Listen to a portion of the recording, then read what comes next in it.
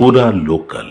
నమస్తే, welcome to పూరా local. ప్రస్తుతం మనము బీజేపీ నాయకురాలు కరటే కళ్యాణి గారితో ఉన్నాము. పరిచయం అక్కర్లేని పేరు కరటే కళ్యాణి అంటే ఎవరైనా గుర్తుపడతారు.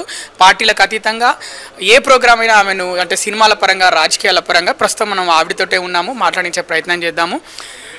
జూబ్లీహిల్స్లో హోరాహోరీ పోరు నడుస్తుంది. బై ఎలక్షన్ నవంబర్ 11వ తారీఖున ఎలక్షన్ ఓటింగ్ ఉంది. మీరు గడప గడపకి వెళ్తున్న పరిస్థితి, అటు కాంగ్రెసు ఇటు బీఆర్ఎస్ ఏమో కార్నర్ మీటింగ్స్ పెడుతున్నాయి, మీరు మాత్రం గడప గడపకి వెళ్తున్నారు. ఎలా ఉంది ప్రజల స్పందన? జై శ్రీరామ్, భారత్ మాతాకి జై. ఈరోజు త్రిముఖ పోటీ నడుస్తుంది జూబ్లీహిల్స్లో. త్రిముఖ పోటీలో అందరూ వాళ్ళు సంపాదించుకున్న ఏదైతే ముందు నుంచి అన్నీ దగ్గరుండి కూడబెట్టుకున్న సొమ్ములైతే ఏవవుతున్నాయో ఆ సొమ్ములన్నీ కూడా ఇప్పుడు వెదజల్లుతూ మందు మద్యం డబ్బులు ఎర చూపిస్తూ ఏరులై పారుతున్నట్టు చేస్తూ ఉంటారు. కానీ మేము ఎప్పుడు ధర్మం కోసం దేశం కోసం చిత్తశుద్ధితో పనిచేసే పార్టీ ఏదైనా ఉంది అంటే BJP party, Bharatiya Janata party. Modi వారిని ఆదర్శంగా తీసుకొని వారి బాటలోనే ప్రతి ఒక్క కార్యకర్త నడుస్తారు. ఇటువంటి సమయంలో మేము తీసుకొని వెళ్ళి ఇంటికి వెళ్ళి మేము బొట్టు పెట్టి మేము మీకు మంచి చేస్తాము, మీకోసం మేము పని చేస్తాము, మీ సమస్యల్ని మేము మా సమస్యలుగా తీసుకొని పోరాడతాము అని ఆ భరోసా ఇవ్వడానికి గడప గడపకి బొట్టు పెట్టి అక్కా చెల్లికి ముందు మనం బొట్టు పెట్టి మేము మీకు హామీ ఇస్తున్నాం, ఈ హామీలు నెరవేరుస్తామని చెప్పి వారిని మనం మన వైపు ఆకర్షించే విధంగా మన పథకాలు ఏం చేసాము ఇప్పటిదాకా అంతా కనిపిస్తూనే ఉంది కదా. కేంద్రంలో ఏం జరుగుతున్నాయి, ఇక్కడ ఉన్న ఏదైతే పార్టీ ఇప్పుడు ప్రజెంట్ ఉందో కాంగ్రెస్ పార్టీ, ఖాన్లకు గ్రేస్ చేసే పార్టీ. మొన్న ఒక ఎంపీ ఆయన ఓడిపోయాడా గెలిచాడా పక్కన పెడితే ఆయనకి మినిస్ట్రీ ఇచ్చారు. అర్థం చేసుకోవాలి కదా. అంటే ఎవరి ఓట్లు మెజారిటీస్ తీసుకోవాలని, ఎవరి మైనారిటీస్ని ఎటువైపు ఆకర్షించాలో, ఎలా చేయాలో, ఏ విధంగా డబ్బులు వెదజల్లాలి, ఏ విధంగా ఆశ పెడితే మభ్య పెడితే వస్తారు అనే విధంగా పనిచేస్తున్న పార్టీ ఏకైక పార్టీ కాంగ్రెస్ పార్టీ. ఈరోజు బీఆర్ఎస్ని చూసుకుంటే దొంగల్ని గుండాలని అందరినీ పార్టీలో చేర్చుకుంటున్నారు.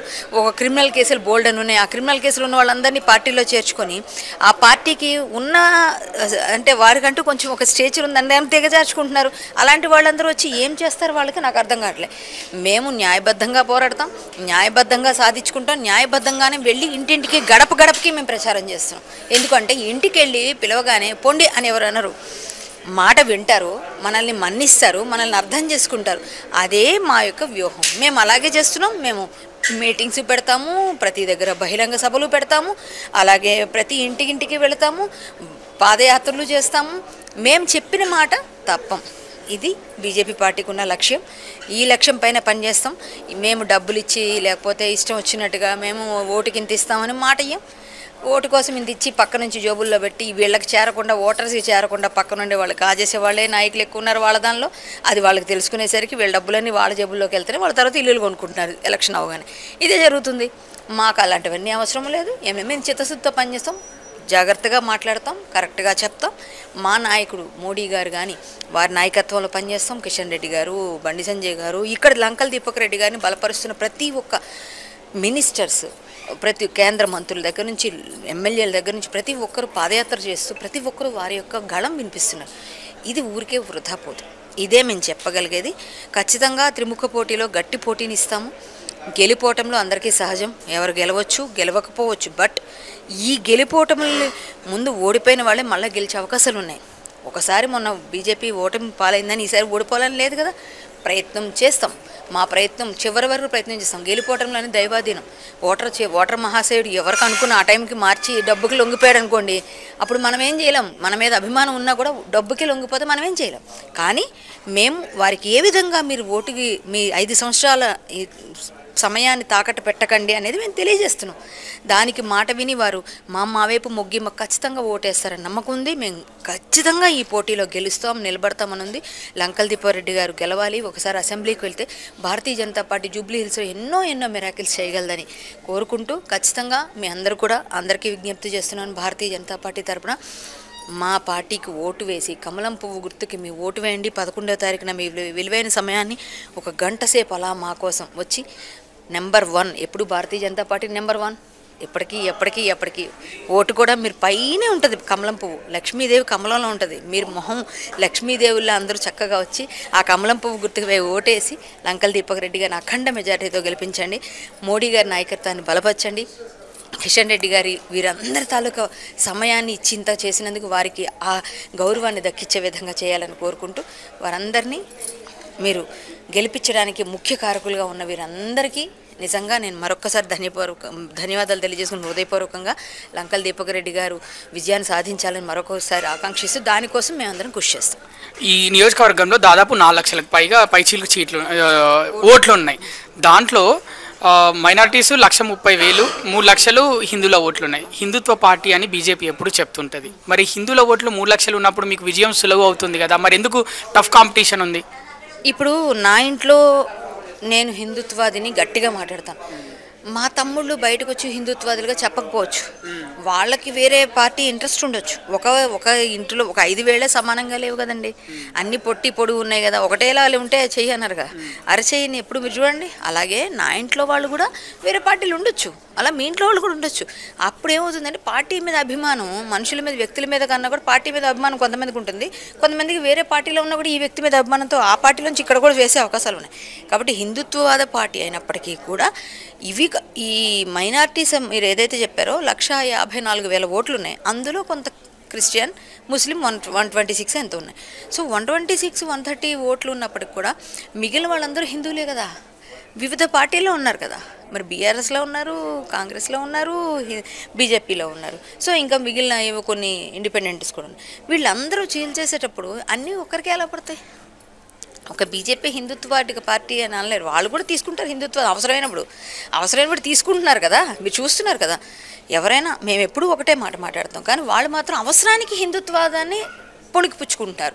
ఆ సమయానికి మాట్లాడుతున్నారు. ఆ సమయం తర్వాత వాళ్ళు కనిపించరు అసలు. మేమే ఏ గుడిలో, ఏ బడిలో, లేకపోతే ఏ గోశాల ఏది జరిగినా హిందుత్వవాదులుగా బీజేపీ వాళ్ళమే వెళ్తున్నాం.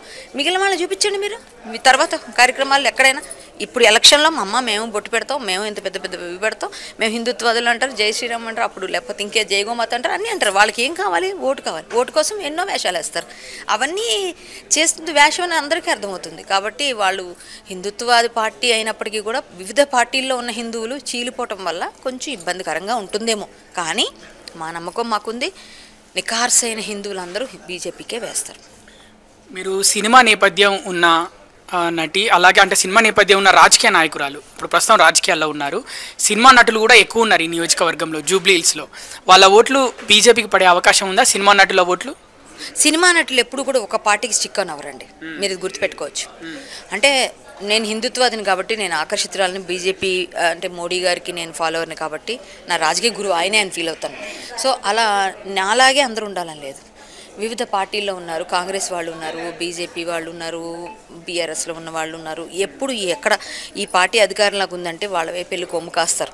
నేను కూడా ఓపెన్గా చెప్తా. సినిమా వాళ్ళు చాలామంది కొమ్ము కాస్తారు. వెళ్ళి వాళ్ళకి బొక్కలు ఇస్తారు, పనులు చేయించుకుంటారు. సో వాళ్ళకి పార్టీలతో ముఖ్యం లేదు. అధికారంలో ఎవరుంటే వాళ్ళ వైపు వీళ్ళు ఉంటారు.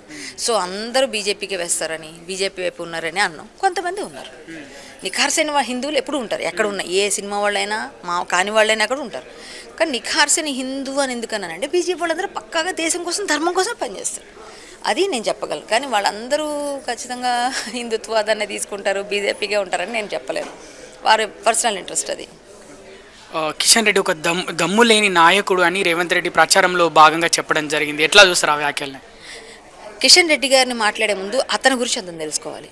కిషన్ రెడ్డి గారు ఏ విధమైన దమ్ముందో లేదో ఇప్పుడు కేంద్ర మంత్రిగా ఉన్నారు. మీరు ఫ్లూక్లో అయిపోయారు. అలా ఒక గాలివాటంగా మీరు అయిపోయారు. నెక్స్ట్ టైం గెలవండి చూద్దాం. నెక్స్ట్ టైం మీరు ముఖ్యమంత్రి అయితే ఈ మాట మాట్లాడితే నేను సంతోషిస్తా. మీరు ఇప్పుడు ఏదో మీ సుడి ఏదో ఉందంటారు చూడండి, సుడి, ఆ సుడి ఎక్కడో మీకు తగిలి మీరు అయిపోయారు నాయకులుగా. మీరు మా నాయకులు అనేంత స్థాయి కాదు, అంత స్థాయిలో మీరు లేరు. ఒక ముఖ్యమంత్రి అయినంత మాత్రాన మీ స్థాయి తెలుసుకొని మాట్లాడాలి. ఒక కేంద్ర మంత్రిగా ఎన్నో సంవత్సరాలుగా ఎన్నో పదవులు చేపట్టిన వారిని ఇప్పుడు మీరు ఇలా మాట్లాడుతున్నారు. మీరు కూడా ఎన్నో పార్టీలు మారి వచ్చారు. మీరు ఒక్కదాని మీద స్టిక్ ఆన్లే లేరు. కిషన్ రెడ్డి గారు ఒక పార్టీలోనే ఉన్నారు కదా, మారలేరు కదా ఎక్కడ. మీరు చూస్తున్నారు కదా. సో ఎవరు గ్రేట్ అందరికీ తెలుసు. ఎవరు ఏ దమ్మున్న నాయకులు తెలుసు. దమ్మున్న వాళ్ళు ఎప్పుడు మారరు. దమ్ము లేని వాళ్ళు కప్పకని తెలిస్తారు. ఎందుకంటే పదవుల కోసం. మీరు పదవుల కోసం మారారు. మీరు మాట్లాడేది ఏంటి? సింపుల్. అక్కడే ఉంది ఆన్సర్. ఇక చివరి ప్రశ్న, జూబ్లీ హిల్స్లో బీజేపీ పార్టీ ఎన్ని వేల మెజార్టీతో గెలవబోతుంది? మెజార్టీ మనం చెప్పలేమండి. ఇప్పుడు ఎవరు గెలిచినా కూడా 1000-2000 మెజార్టీ అన్నదే మాకే కాదు ప్రతి ఒక్కరికి తెలిసింది. మేము గెలిచినా ఇంకొకరు గెలిచినా గెలిపోవటంలో ఎవరికైనా సరే సహజం. గెలిపోవటం గురించి మాట్లాడిన కానీ మెజార్టీ ఎవరు గెలిచినా ఎక్కువ రాదు, ఇదైతే క్లియర్. మేము గెలిచేస్తామని పక్కాగా బల్లగుద్ది చెప్పడానికి ఇక్కడ ఉన్న పార్టీలు కూడా చిన్నవి కావు కదా, వాళ్ళు కూడా గట్టిగానే పోటీ ఇస్తున్నారు కదా, త్రిముఖ పోటీ అని అన్న అందుకే. సో వాళ్ళ పోటీతో పాటు మనం తట్టుకొని నిలబడేటోడు ఎవరు గెలుస్తారనేది ఎవ్వరూ అంచనా వేయలేని పరిస్థితి. సో సర్వేలు, ఫేక్ సర్వీసులు చేయించుకొని మేమేమేమే అని అందరూ చెప్పించుకుంటారు. మేము అలా చెప్పించుకోవట్లేదు, ఎందుకంటే మేము నిజాయితీగా ఉన్నాం. మేము ప్రచారం చేస్తాం, మేము అడుగుతాం నిజాయితీగా, మమ్మల్ని నమ్మిన వారు ఓటేస్తారు అంతే. మాలాంటి వాళ్ళందరూ వెళ్ళి అడుగుతున్నప్పుడు కొంతమంది మాకు ప్రభావం చూపిస్తున్నాం కదా, మేము దాన్ని బట్టి కొన్ని ఓట్లు మేము తీసుకొస్తాం కదా వాళ్ళ దగ్గర నుంచి. వాళ్ళు వేద్దాం అనుకున్న వాళ్ళు కూడా మేము తీసుకొస్తాం. కాబట్టి మెజార్టీ నేను ఖచ్చితంగా ఎవరు చెప్పలేరు, నేనే కాదు ఎవరు చెప్పలేరు. చెప్పినా అది అబద్ధం.